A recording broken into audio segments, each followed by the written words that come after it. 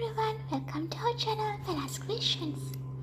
In today's video, I'm going to show you a beautiful and satisfying polymer clay technique where we can create circular pattern clay cane using two colors, just black and beige.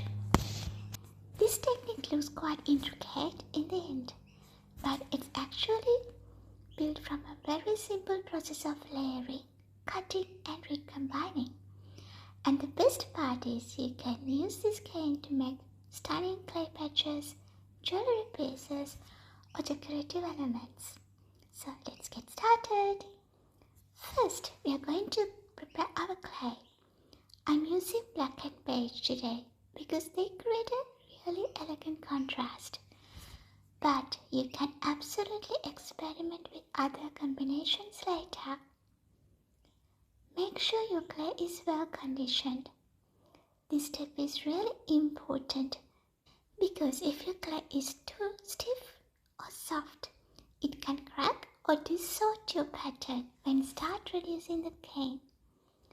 So just take a minute here, knead it, roll it, soften it up until it's smooth and flexible. Now that our clay is ready, we are going to roll into thin sheets. Try to keep your sheets as even as possible. If you are using a pasta machine, that's perfect. If not, just use an acrylic roller and take your time to keep thickness consistent. Once you have your sheets ready, we are going to start layering. First thing what we're going to do is get your beige color and roll a small portion of your clay. Then, as a second layer, we're going to use black. After that, add the beige color layer and continue alternating. I'm only using a few layers here. You can do about 6 to 10 layers depending on how detailed you want your final pattern to be. Gently press each layer so they stick together. Try avoid trapping air bubbles in between. This will help keep your clay cane clean and smooth later on. Right now we have our layered slab. At this stage, gently press and compact everything together. You can roll over it lightly just to make sure all the layers are bonded. Make sure you don't press too much, otherwise the pattern will be distorted.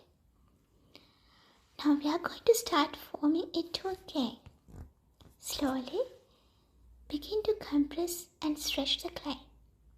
Start from the center and work your way outwards. This helps keep the pattern even throughout the cane. Take your time here, don't rush.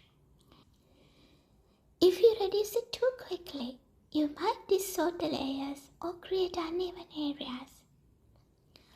Once your clay cane is reduced to manageable size, we are moving into the next step, the transformation. Cut the cane into 4 equal pieces, or the numbers depends on your choice. Try to make the cuts as clean and even as possible. You want all 4 sections to be similar in size so pattern stayed balanced. Now take those 4 pieces and arrange them together.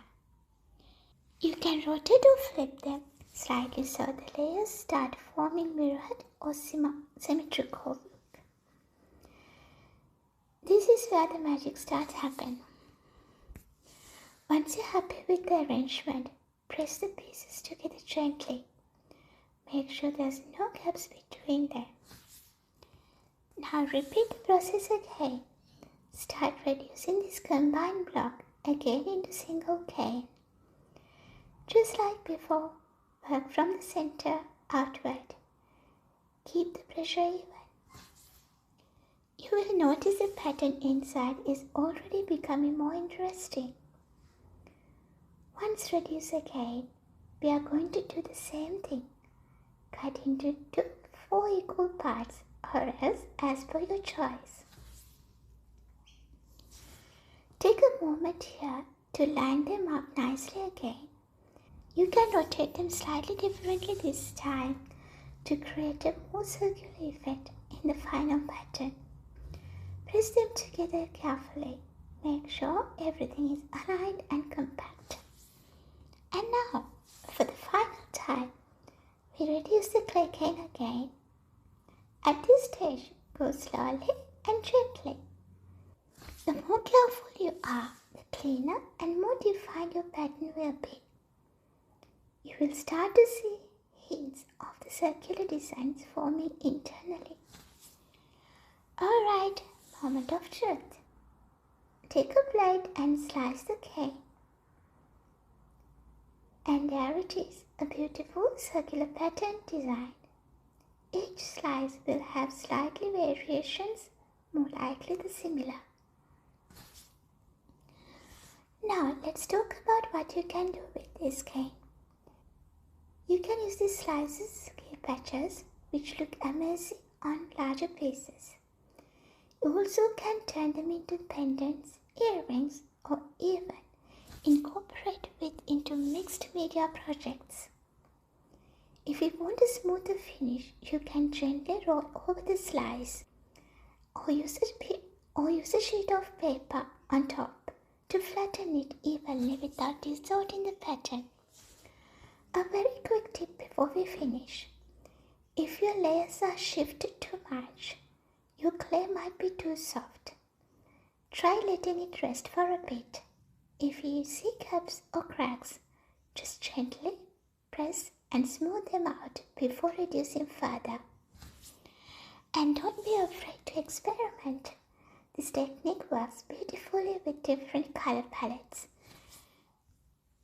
Alright, that's it for today's video. I hope you enjoyed this technique and found it helpful. If you try it out, I would love to see your decorations and creations. Tag me there. Don't forget to like, share this video and subscribe to our channel with the bell icon to see more clay tutorials and creations like this. And I'll see you in the next video. Take care, stay safe. It's me, Bella's Creations.